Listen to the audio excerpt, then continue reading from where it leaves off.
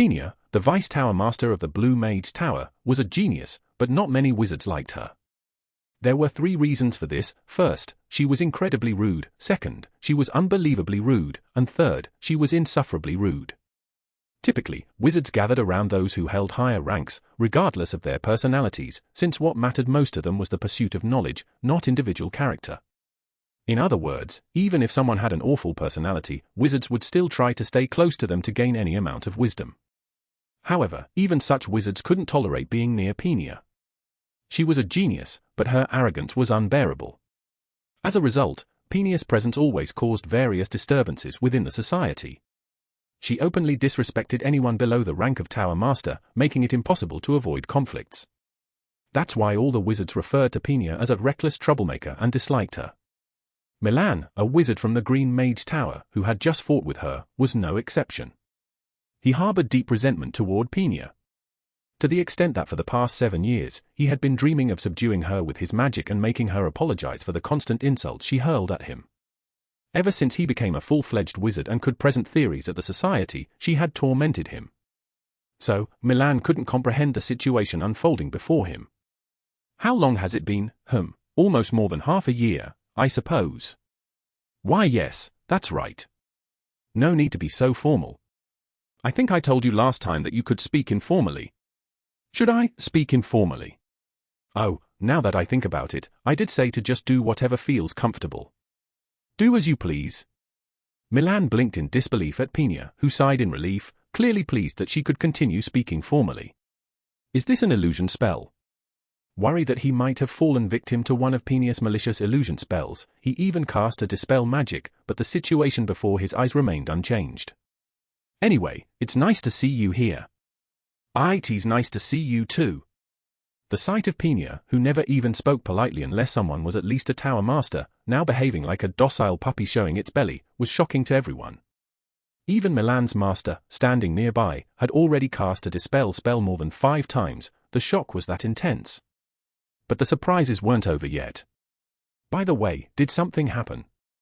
Oh, that. Not that it's my place to interfere, but shouldn't wizards get along with each other? He wasn't reprimanding anyone, it was just a casual remark. But upon hearing it, Penia turned and looked straight at Milan. I'm sorry. She apologized. Every wizard present had a stunned expression. The notion that Penia, the notorious troublemaker who seemed incapable of apologies, would bow her head and apologize, felt too surreal to believe. Even Milan, who had spent 7 long years dreaming of this very moment, couldn't react despite finally receiving the apology he'd yearned for. How is this possible? Lian, who stood beside Alone, was also utterly bewildered, staring in disbelief between Penia and Milan. A little while later? Well then, I'll see you tomorrow. Why yes, sir. Nodding eagerly at the man's words, Penia scurried away like she was fleeing, and everyone's gaze naturally shifted to one person, Count Palacio, the man who had not only tamed the wild troublemaker but seemed to handle her with ease.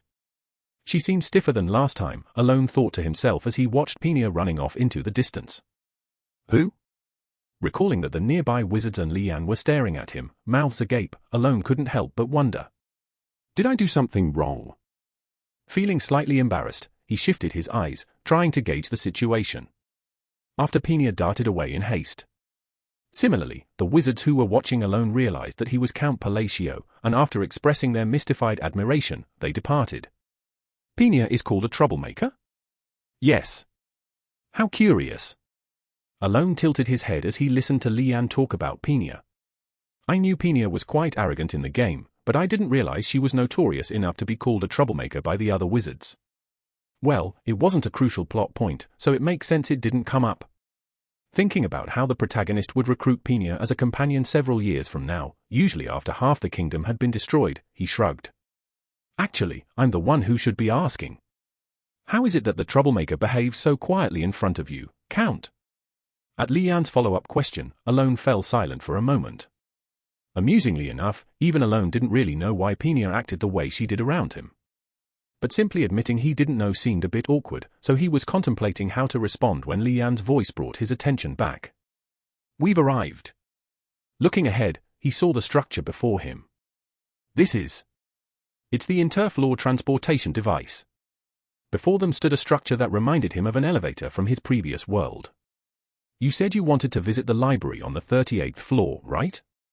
Nodding as he recalled the request he had made before coming to the Mage Tower, Alone responded. Yes, can I go in now?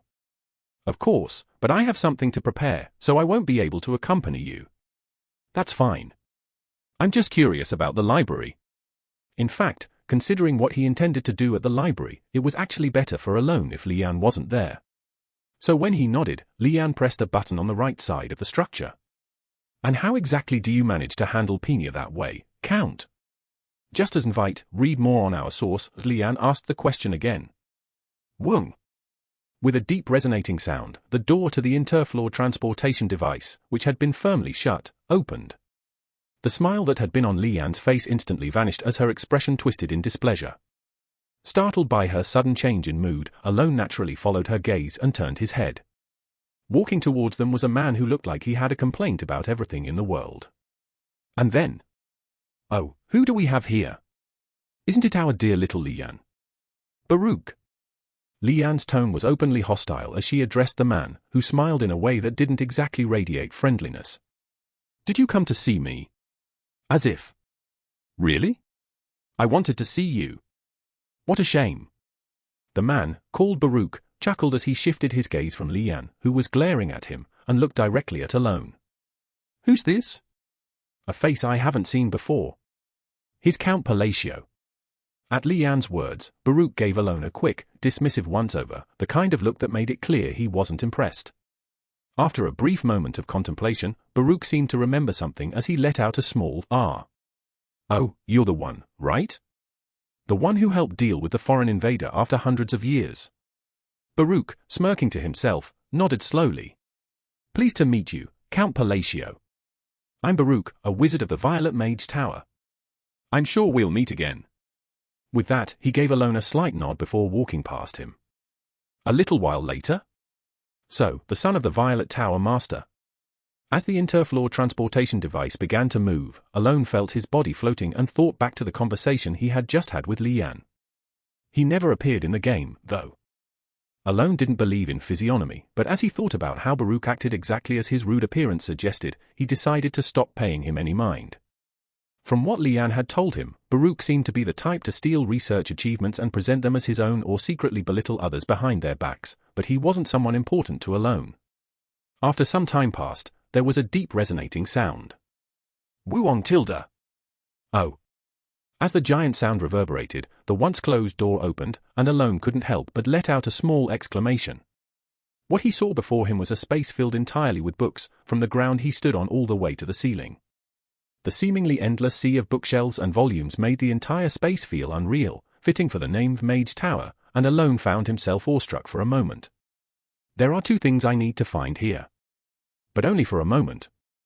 Alone quickly set himself in motion, walking between the countless bookshelves. Though impressed, he had been here dozens of times in the game, so he moved through the area with ease, as if he were already familiar with it. However, reality wasn't the same as a game, so it took him a little longer than expected. But soon enough, he found the book he was looking for. A single book with a particularly dark black cover, standing out among the others. This is it. Satisfied, though his face remained expressionless, he pulled the book from the shelf and examined it.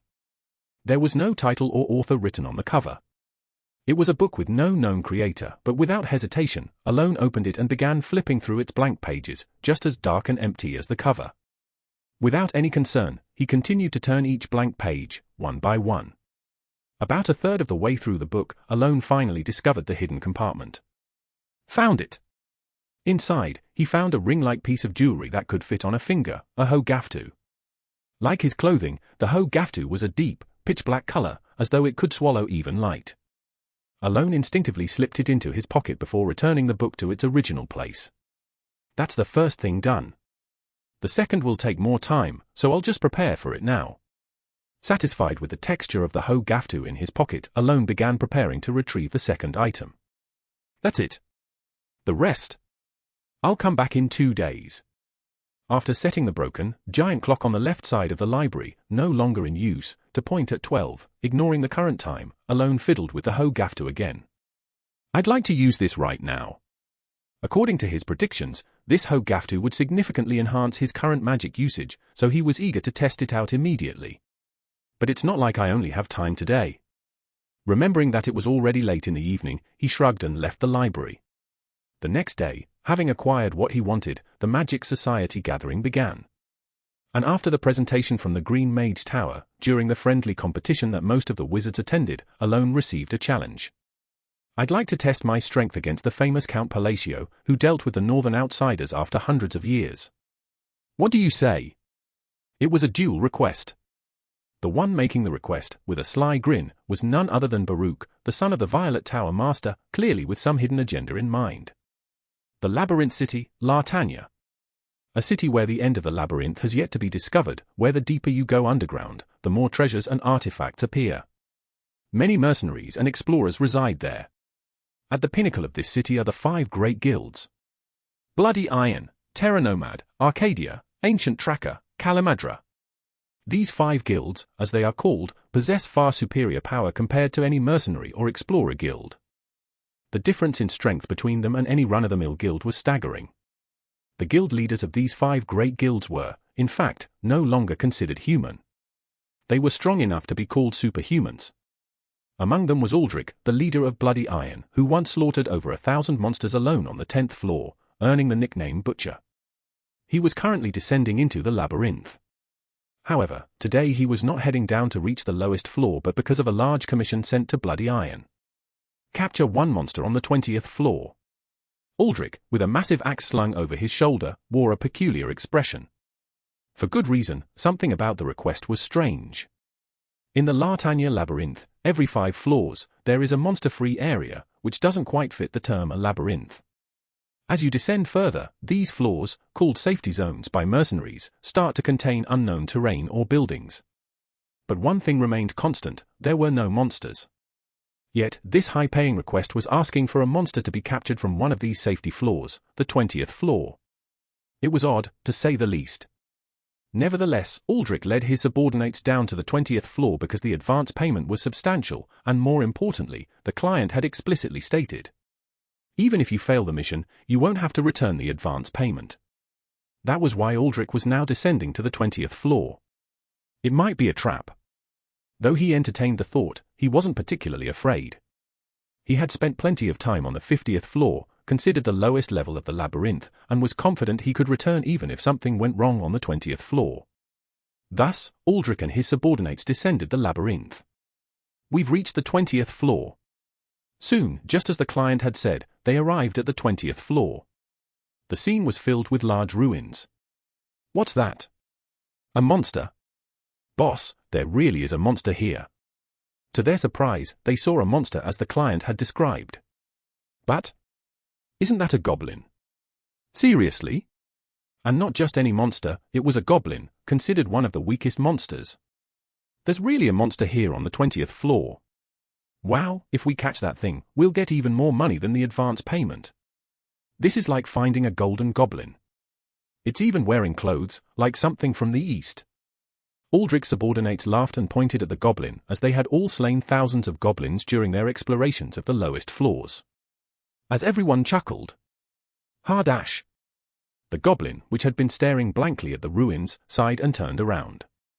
Insects, you're noisy. The goblin, with a clear voice that didn't match its appearance and a lazy gaze, murmured. Then, it moved its finger. From left to right. And then, a dash. In an instant, the mercenaries who had been laughing at the goblin were sliced cleanly in half.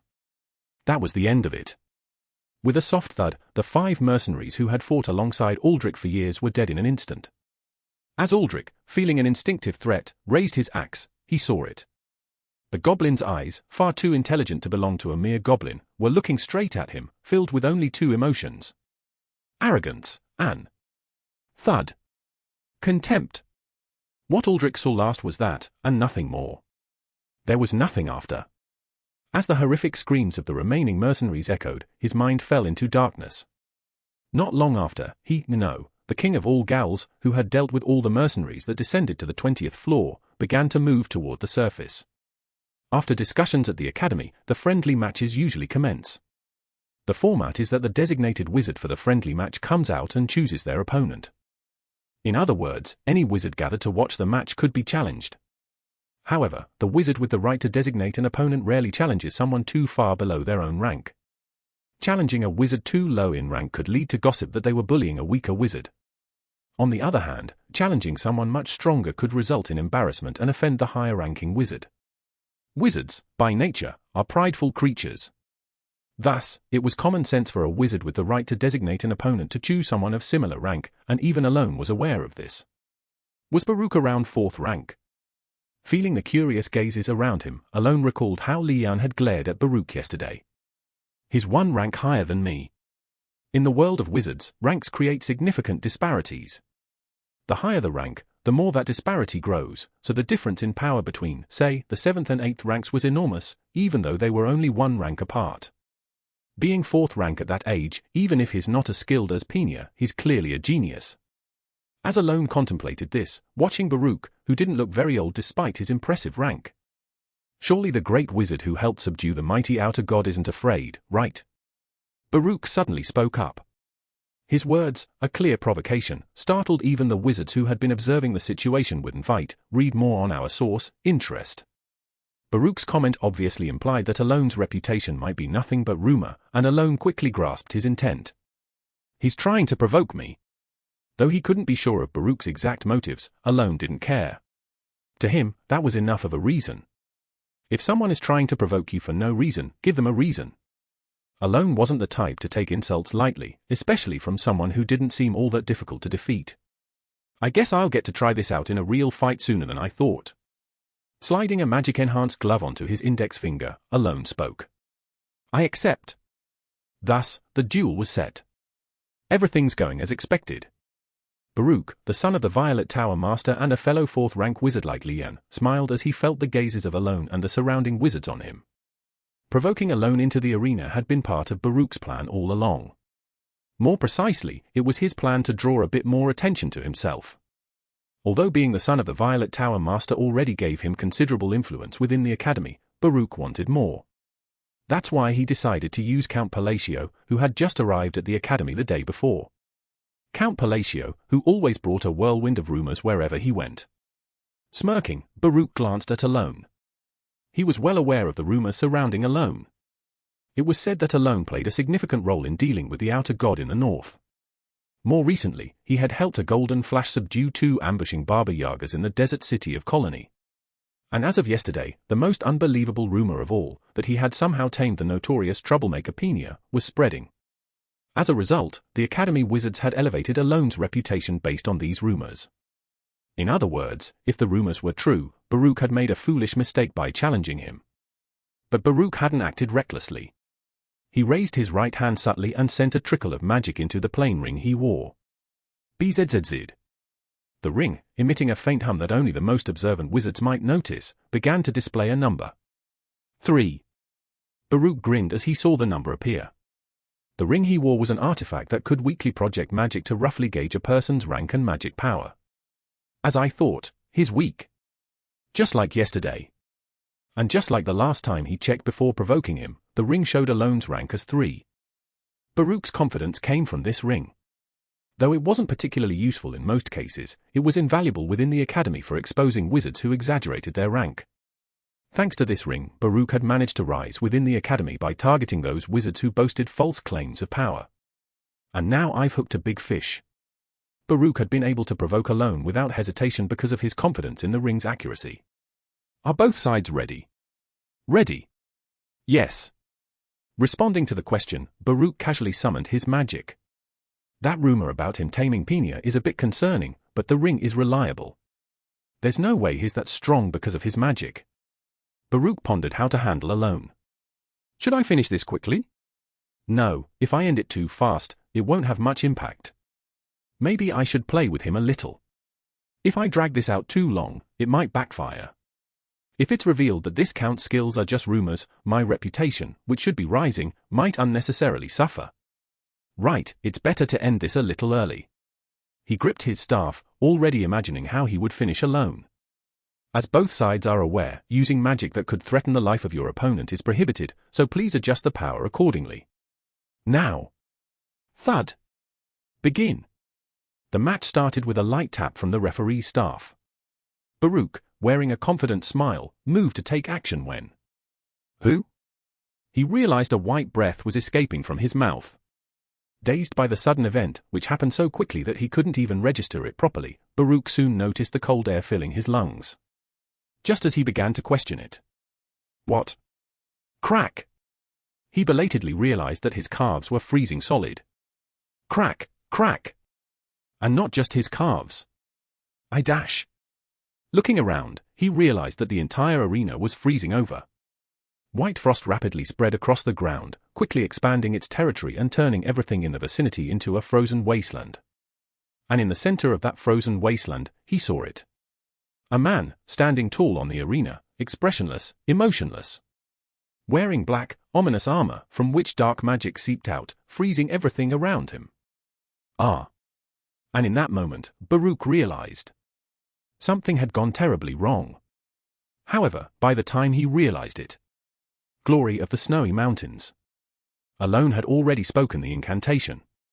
Kellum, a wizard from the Green Tower, and the man who had witnessed Penia, once notorious as the rogue of the Blue Tower, behave like a meek lamb in front of Count Palacio, was still processing what he'd seen the day before.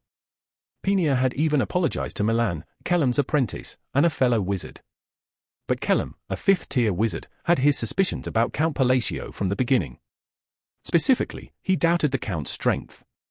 Of course, Kellum hadn't yet reached the sixth tier, where the tie is opened, allowing one to fully grasp another's strength with just a glance. However, even at the fifth tier, his senses were sharp enough to detect a person's magic power. And in Kellum's eyes, Count Palacio's magical energy was too weak. Kellum knew that knowledge was essential for wizards. No matter how large one's mana pool, it meant nothing without the knowledge to wield magic. However, no matter how exceptional one's knowledge was, it wouldn't be possible to use magic if their inherent magical power was too small. Naturally, this raised questions in Kellum's mind. Was it possible that the rumors surrounding the Count's strength were all exaggerated, created by the man himself to elevate his own reputation? Kellum had almost reconsidered his doubts after witnessing Penia's sudden change in behavior, but today, at the arena, his suspicions were confirmed again. There was no mistake. Count Palacio's magical power was far too meager to be the subject of such grandiose rumors. And it wasn't just Kellum who harbored these doubts. No matter how I look at it, I can't sense much strength from him. What do you think? I feel the same way. His mana pool is far too small for someone of a high tier. TCH, so it was all nonsense. Looks like he fabricated it all to build up his prestige. Pity. His reputation will be completely shattered after this friendly match reveals everything. Just as Kellum had thought, the other professor-level wizards at the fifth tier, gathered with him, expressed their doubts after sensing Count Palacio's magic. But before the arena was engulfed in the frozen wasteland, all the wizards fell silent. Even the lower-tier wizards, who had been watching with curious expressions, became quiet. On the contrary, the fifth-tier wizards who had been casting suspicious glances at Alone now stood dumbfounded with their mouths agape, watching the unfolding events. Yet the emotions the wizards felt were not all the same. The lower-tier wizards gazed at Alone's magic with awe and reverence, while the higher-tier wizards were utterly shocked. It all happened in an instant, but they knew exactly what Alone had done. Composite magic. And more than 3 spells, at once. Kellum's jaw dropped. Of course, composite magic was something even he could perform, and any fifth-tier wizard present could do the same. However, to flawlessly execute 3 or more spells at once, without a single error, was something no one could guarantee. How in the world did he do it? By now, the fifth-tier wizards had already erased the thought that Count Palacio's magic was insignificant. Instead, their minds were filled with the same curiosity and respect for Alone that had driven them to rise to the fifth tier. And just as all eyes were focused on the arena, Crystal! Alone quietly muttered the word, forming a seal with his hand. At that moment, crack! Dozens of small spheres, each about the size of a marble, began forming across the entire arena. Rotation! The spheres, which had been hovering in mid-air, began to slowly rotate clockwise. Just as the wizards were wondering about the purpose of these spinning spheres. Eek! Baruch, who had been startled by Alone's magic, finally snapped out of it and hurriedly began preparing his own spells. If he failed to act now, he realized that not only would he fail to expand his influence, but he could end up embarrassing himself, so he hurriedly prepared a spell. However, the other wizards either expressed confusion or frowned as they watched Baruch's spell preparation. That's Kumalan? It was understandable, as the spell Baruch was preparing to use was one of the Violet Tower's main offensive spells, a blatant killing spell not typically used in friendly matches. Yet, Baruch never got to fire his spell. Crack! In the next instant, Baruch was turned into an ice statue. All the wizards stared blankly, recalling what had just happened. In the very moment when Baruch had been preparing his spell, one of the rotating small spheres suddenly burst, turning Baruch into an ice statue. And with that, the winner of this friendly match is Alone Palacio. The referee wizard announced in a bewildered voice. That was truly remarkable.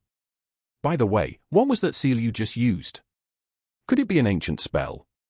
He used composite magic, but how exactly did he structure that arrangement? Immediately after the friendly match ended, Alone, who had ascended to the stands leaving the dumbfounded Baruch behind, was bombarded with questions from the wizards. Of course, there were no wizards who dared to break the unwritten rule of not asking about independent magic, but the flood of questions made Alone realize something surprising. Through the conversation, he came to understand that the wizards had no knowledge of the seals or phrases he used. How curious! Alone had been aware that the seals and phrases he used were relics of a long-forgotten era. However, he hadn't expected there to be absolutely no information on them at all, which made the discovery even more intriguing. As he absorbed this newfound realization while conversing with the wizards, Alone's attention shifted. Wait, what did you say? Third tier. Did you just say third tier? There's no need for modesty, claiming to be at the third tier. That's impossible. The wizards treated Alone's admission of his tier as a joke. Leaving behind the bemused wizards, Alone exited the arena with a sigh, though the moment was brief. He began fiddling with the ring on his left index finger, an item in the psychedelia game called Memory of the Black Eye, Hogaftu, with a satisfied expression. As expected, it's quite useful. The ability of Memory of the Black Eye was simple. It allowed the user to store one of their spells and use it later with a slight boost in power. In short, it was like an enhanced Memory Keeper spell, storing a spell for future use with added amplification, and for Alone, it was highly efficient. Due to the restriction he faced, Alone could only cast 5 spells, and the harsh environment where he had to use one of those spells was a significant disadvantage. After using that spell, he would be left with only 2 usable spells. But by using Memory of the Black Eye, Alone could now use all 5 spells in combat situations. And the spell amplification is quite strong as well. He recalled that when he had used a spell earlier, the effect of the harsh cold felt at least twice as powerful as usual, then quickly shifted his thoughts. It seems that the glory of the snowy mountains is quite good. Reflecting on the spell he had just used, based on the phrase of glory of the snowy mountains, Alone couldn't help but think once again about the mysterious thing. When it had first informed him of that phrase, Alone hadn't fully grasped the meaning. At the time, the phrases in his mind were understood only as tools to enhance his magic, without a deeper understanding. However, after using the spell based on Glory of the Snowy Mountains several times since returning from the desert, he had recently come to understand what kind of effect that phrase generally had. When the manifestation of the materialized magic ends, it freezes the surrounding air. Unlike twisting or distorting the nature of the magic itself, this effect seemed more like it was touching upon a fundamental law, and Alone had used this to implement his spell today. Is this what it was referring to? He recalled hearing that a phrase is like a key that can open certain doors to the rules designated in this world. He found this increasingly fascinating. The more Alone learned about phrases and words, the more his magic advanced at a rapid pace, fueling his growing curiosity. Glancing outside the tower, he noticed the view. The sun was just now hanging on the mountainside, casting the sky in the colors of sunset. It's about time, I suppose. As Alone watched the slowly sinking sun, he remembered the other item he needed to retrieve from the central tower today and turned to leave. The first night of the society. That count. What is it? Are you really a third-tier wizard? Yes, I am. Really? Yes. Oh. I'll keep that in mind then.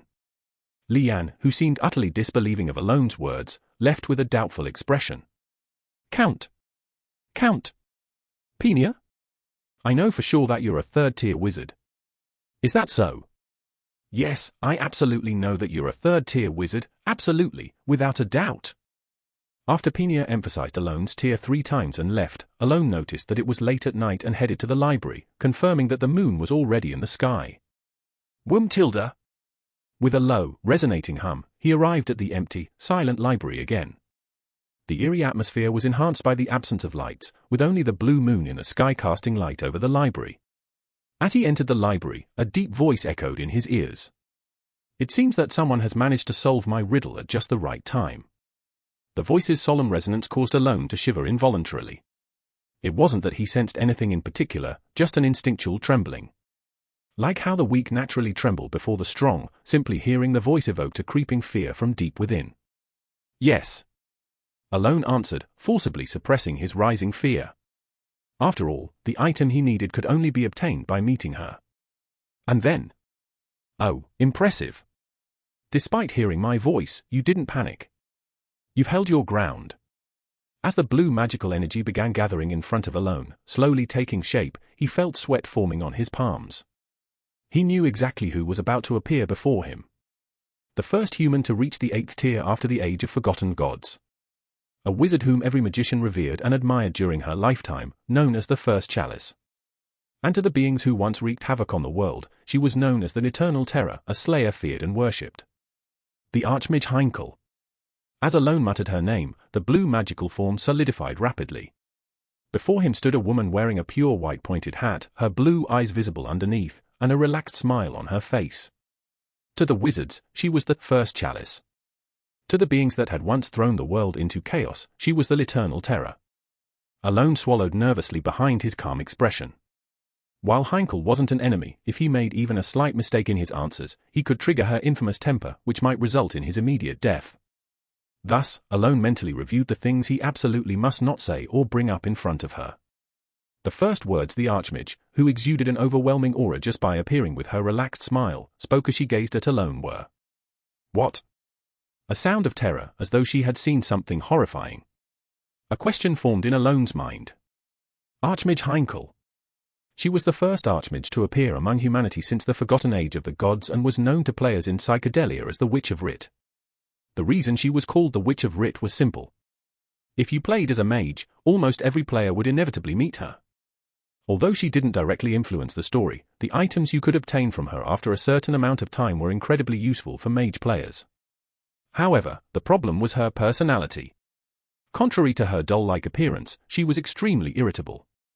If you made the wrong choice during dialogue while trying to obtain an item, she'd kill you without hesitation. By the third meeting, you might be close enough that she would only insult you for a wrong choice instead of killing you, but in the first and second meetings, there was no mercy. Worse yet, if you chose to defend Milk even a little in any of her suspicious dialogue choices, she'd get highly offended and kill you on the spot.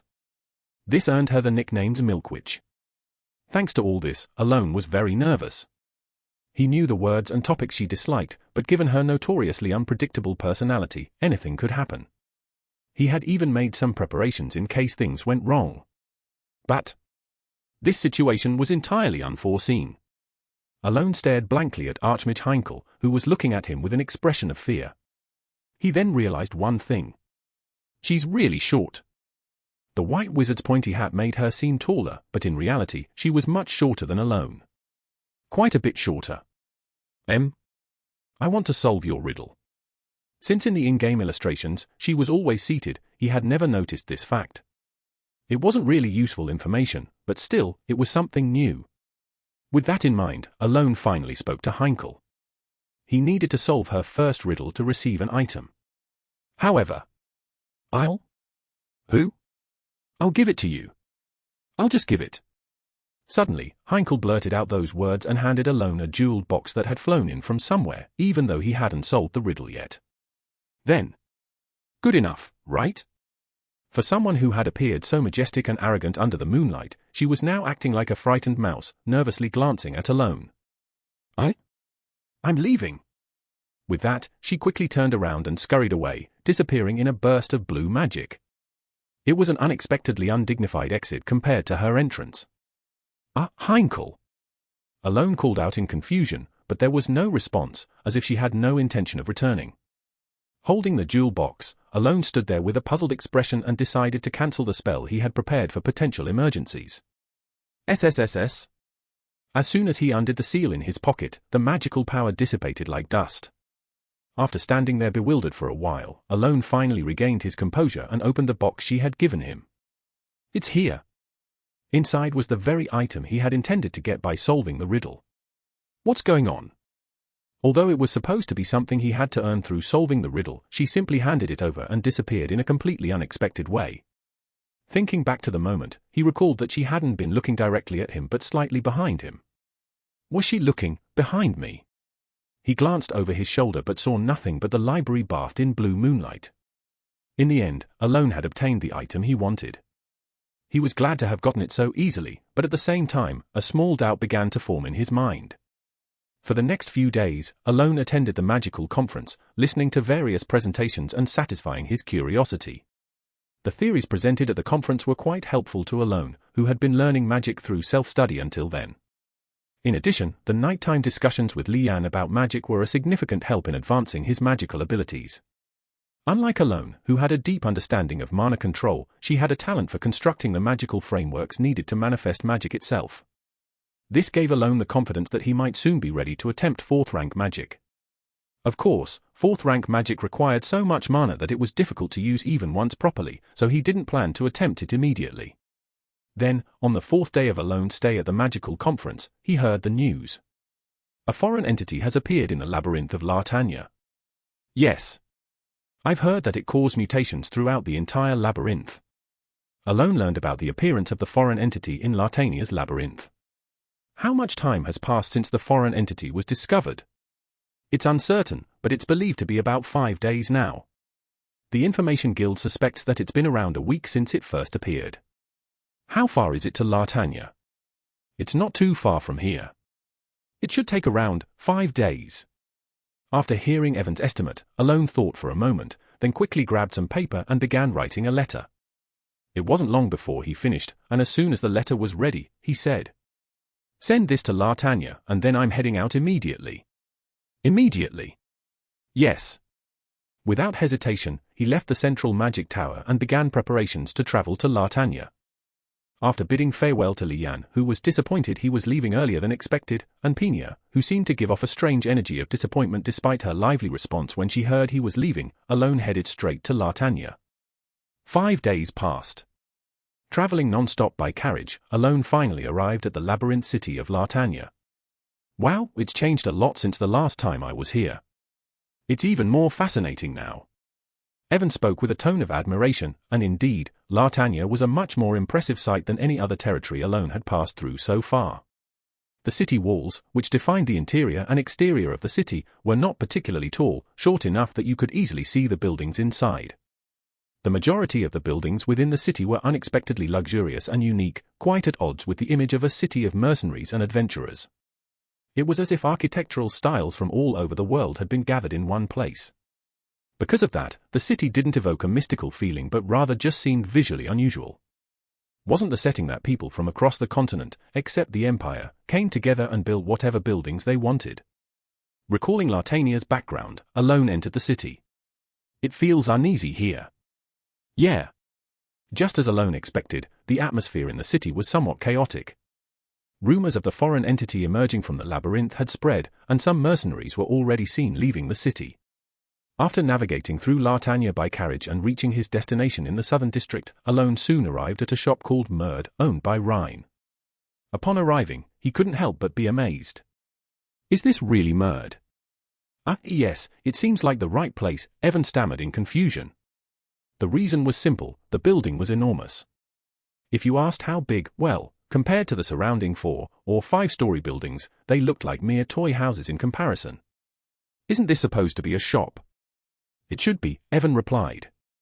Alone, though maintaining a blank expression, was clearly taken aback as he looked at the building. It was so massive that it seemed more like a temple than a store. Seeing this, Evan spoke up. I had heard the shop was big, but honestly, I didn't expect it to be this big. Alone nodded in agreement. He had heard that the shop was doing extremely well, but he hadn't expected it to be this successful. To think a magical appraiser could hold so much power. Is this why she's managed to gain influence in Lartanya? Alone found himself nodding unconsciously. He knew the universal truth from both the previous world and this one: money could solve anything. That's one of the reasons I'm here to ask for a favor. Although his primary task was dealing with the foreign entity, Alone had come to see Rhine, the magical appraiser, because he needed to borrow her influence. Let's go inside, Alone said, and together with Evan, he began walking up toward the Merd building. As they reached the massive front doors, "Do you have an appointment?" asked a person, who appeared to be a receptionist, standing in front of the door. "Do we need one?" Alone asked. "If it's urgent, you can meet her right away by paying the fee." "A fee?" "Yes, if you wish to meet Lady Rhine without an appointment, it will cost 3,000 gold coins. 3,000 gold coins. The price was enough to buy a mansion in one of the nearby territories, if not the capital of the Asturian kingdom. Alone, stunned, responded with disbelief. "And if I make an appointment now, how long would the wait be?" "If you make one now, let's see, about 10 months, approximately." The staggering time frame made Alone feel dizzy. After a moment of contemplation, he continued. "Could you at least deliver a message to her? Tell her that Count Palacio is here." You're so noisy. Get lost already." Before Alone could finish his sentence, a voice interrupted. A man who exuded an air of wealth, probably a noble, looked at him with disdain. Why is a penniless beggar loitering around? Behind the man were a group of mercenaries, and he spoke with such crude arrogance, it was as if he lacked any intelligence whatsoever. Alone's expression turned incredulous, but the man, paying him no mind, approached the receptionist and casually tossed a pouch of money in front of her. "Open the door," the man said. The receptionist checked the pouch, nodded respectfully, and immediately began manipulating something. With a loud rumble, the massive doors started to open.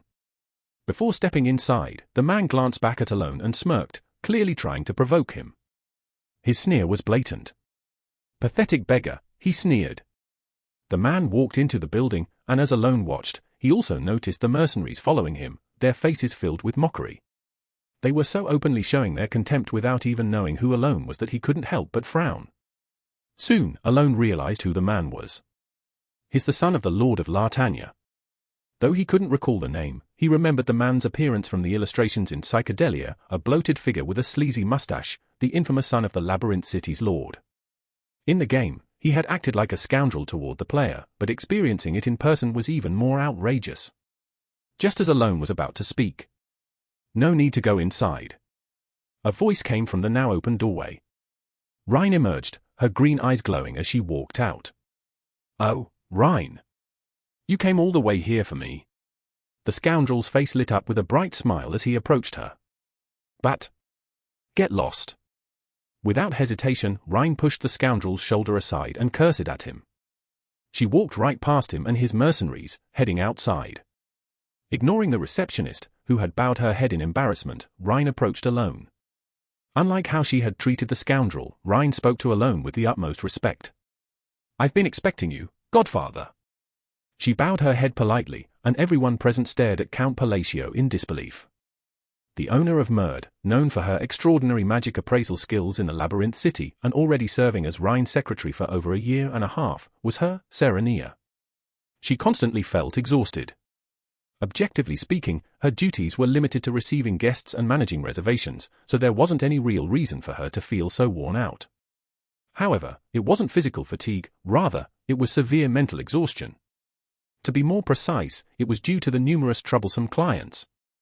Of course, because Merd's status was quite high, there weren't many people who caused real trouble. Yet, this didn't mean there weren't those who gnawed away at her mental peace. In fact, there were times when she thought dealing with the absolute worst troublemakers might have been better in some ways. Today had been a relatively peaceful day for Serenia, and she was feeling rather good, at least until a man who looked like a noble entered with a knight. In truth, this man wasn't particularly troublesome. Like many others, he boasted about how he knew Rhine, but that was nothing she hadn't heard hundreds of times before, so it didn't even qualify as annoying anymore. The reason her mood suddenly plummeted was because of the person who entered right after him. Or rather, what entered. The man, noble, who followed him was the real reason for her mood swing. Even Serenia, with her solid capitalistic smile, couldn't help but feel her expression falter when facing him. He's back again. Lavalde Grayston, the son of Lucimore Grayston, the current lord of Labyrinth City Lartania, and a well-known piece of human garbage throughout the city. Despite the fact that all of his power came from his father, he wielded it as if it were his own and acted as though no one ranked higher than him except his father, a spoiled brat ignorant of the ways of the world. He threw money arrogantly, showing no regard for the noble who had entered before him, insulting him without hesitation. Serenia almost frowned but barely managed to hold it in. After all, she had no right to frown. No matter how troublesome the person was, he was still the Lord's only son in the Labyrinth City. Even the Master of Murd, whom Serenia served, had to bow down to Lavalde, so Serenia quietly opened the door. But what happened next left her in stunned silence. Rhine, who had always maintained a smiling face despite the annoying provocations of the trashy Lord's son, suddenly said, "Get lost." It wasn't just the fact that Rhine had lightly tapped Lavalde's shoulder, as if her previous attitude toward him had been a lie, that shocked her. What shocked her even more was what followed. "I've been waiting for you, Godfather." Rhine bowed her head respectfully to the man Serenia had thought was just another ordinary guest. What's going on? Serenia, confused, wondered if she was dreaming. After all, Serenia had observed Rhine for nearly 2 years and knew this, even when the Lord of the Labyrinth City came, even when high-ranking nobles from other countries arrived, even when the Prince of the Ashtalon Kingdom visited, Rhine had never bowed her head to anyone. That's why Serenia, unconsciously lowering her smile and leaving her mouth agape, soon saw the mercenaries and Lavalde doing the same. Their jaws dropped in disbelief. "What did you just say to me?" Lavalde, who had been frozen as if his brain had short-circuited, finally processed Rhine's words. His once dazed expression now contorted into clear displeasure. However, Rhine responded without hesitation, "I believe I told you to get lost." Rhine spoke so naturally that Serenia's expression now turned to one of utter shock. The reason for this remark was clear to anyone watching. It was an outright declaration of hostility towards Lavalde. Lavalde let out a disbelieving scoff before his face twisted into a demonic expression. "I don't know what's so important about that penniless noble, but I'll make sure you regret turning your back on me." With those words, he turned and stormed out of Murd. Shortly after, Lavalde Grayston, the son of the Lord of Labyrinth City, left with a demonic look on his face, one that hinted he could do anything. Alone finally had the chance to speak properly with Rhine. "I received your letter. It must have been a hard trip, Godfather." "And you too, Uncle," Rhine said, speaking in a calm voice, in contrast to Deus, who remained silent as if silence were golden, and Sealrang, who talked too much. Alone, who had been watching her, nodded slightly and asked, "But is this really okay?" "What exactly are you referring to?" she replied. Lavalde, Alone answered, bringing up the name of the son of the Lord of Labyrinth City, which had only just come back to him. Alone was aware of the immense power the Lord of this Labyrinth City, Lartania, held. He also knew that the Lord often shielded his son, so he was concerned that Lavalde might cause trouble for Rhine, who had settled here in Lartania. "Oh, if that's what you're worried about, you don't need to be concerned," Rhine responded. "Really? But he's the Lord's son. It seems like he might cause trouble for you. He probably won't show up again. Besides, I didn't expect you to know that rascal." Alone paused for a moment at Rhine's words but replied naturally, "He's well known in Lartania, for his looks and his attitude." "Is that so?" "In any case, as I said before, there's no need to worry." Although her voice was flat and emotionless, unlike the others he had met, there was a distinct sense of confidence in her words. "Well, if you're sure about that," Alone nodded briefly before engaging in a casual conversation with Rhine. Naturally, there wasn't much substance to their conversation. They exchanged pleasantries about how her work in Lartania had been going, whether she still kept in touch with the kids from the orphanage, and other simple matters. However, as they continued with this light talk, Alone couldn't help but feel unusually good. It might have seemed a bit amusing, but he felt that Rhine had grown up well. Not that Deus or Sealrang hadn't matured, but there was something about Rhine that gave him the impression of a diligent daughter, even though he hadn't paid much attention to her before.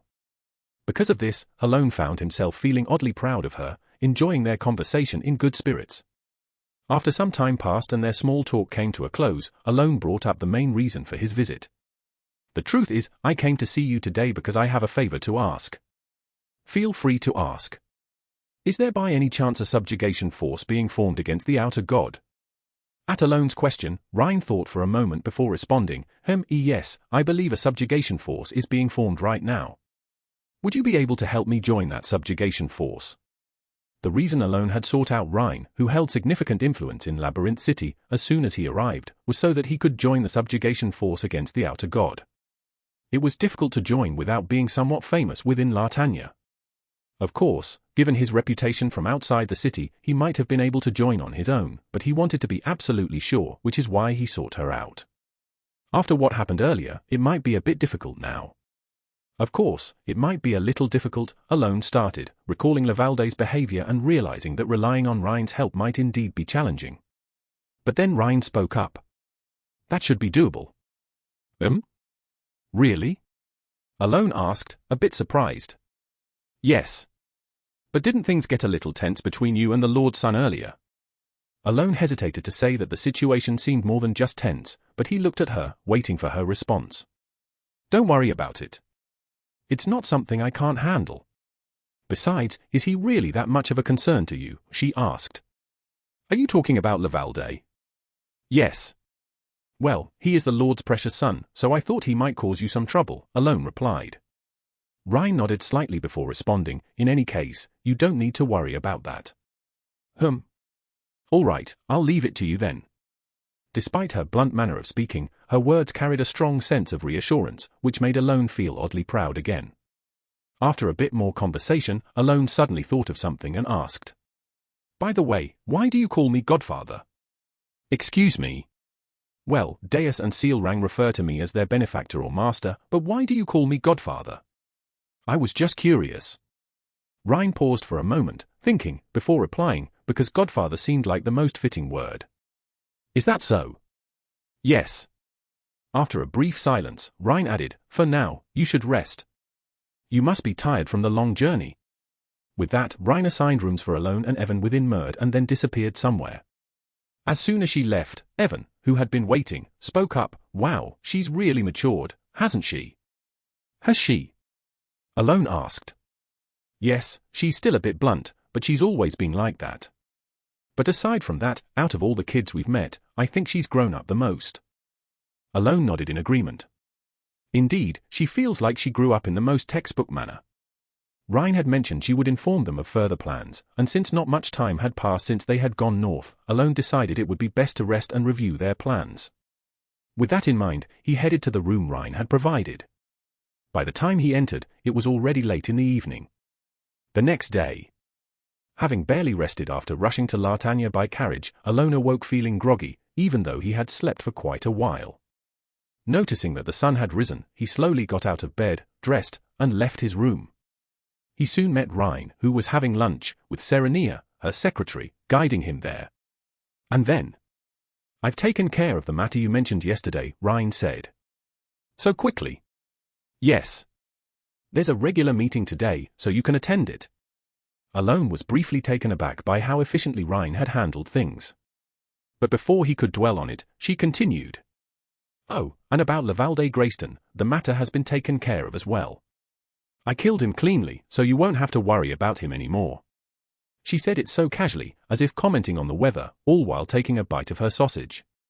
Her tone sounded like she was saying, the sun is shining brightly today, despite delivering such shocking news. Alone, who had almost responded nonchalantly, suddenly stopped.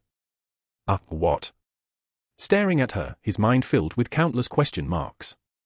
Lavalde Grayston was indeed a character whose very existence was harmful. Among the many characters you could encounter while playing Psychedelia, he was one of the most notorious scoundrels ever created. The massacre at the 30th level mercenary camp. The monster abyss absorption incident. The Chimera biological experiments. Nearly every malicious side story that took place in Lartania during the game happened because of him. In other words, considering Lartania's future, it was certainly better for the city if he didn't exist rather than simply being alive. However, Lavalde Grayston remained alive because he was the son of the Lord of the Labyrinth City. The position of being the Lord's son, within the city, meant he wielded virtually unlimited power. It essentially allowed him to reign like a king within the city. In short, by killing Lavalde, Rhine had, in effect, committed regicide, which made Alone, who was in disbelief, question in a daze. Yes. You killed him. Lavalde Grayston. Yes. Rhine answered as casually as if she were discussing what she had for breakfast, and Alone felt dizzy from the reply. Truly? Yes, Godfather. Was there an issue? Why did you kill him? Well, because you said he was an inconvenience. Alone and Rhine exchanged confused looks. Still, isn't killing him a bit much? But if he were alive, wouldn't he continue to bother you, Godfather? Talking with Rhine, Alone suddenly realized one important fact. Ah, right, she's one of the 5 great sins. Though he had momentarily forgotten, because of her image as a daughter who had grown up well without needing much care, Alone remembered that Rhine was destined to become one of the seeds of the 5 great sins in the future. Without realizing it, cold sweat trickled down his back. But before that, how on earth did she manage to kill him? Lavalde Grayston himself wasn't all that strong. However, the mercenaries that followed him everywhere were, as far as Alone knew, not the kind of people that could easily be taken down. They were mercenaries of at least A-rank caliber. That's why Alone found it puzzling that Rhine, who wasn't a fighter but simply someone who worked as an appraiser, managed to deal with them. As Alone wore a perplexed expression, Rhine cautiously spoke up. Was there a problem? Perhaps due to his repeated questioning, Rhine now seemed to be wondering if she had unknowingly made a mistake, her expression turning slightly dejected. Not so much a problem, more like, is it really all right? Which part? Mostly concerning your personal safety. If it's about that, you don't need to worry, Godfather. Is that so? Yes. I made sure to disguise myself as someone else.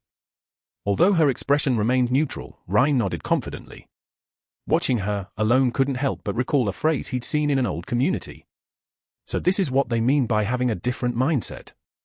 Clearing his throat, Alone spoke again. Anyway, thanks for your concern. Don't feel too down about it. I'm not feeling down, Godfather.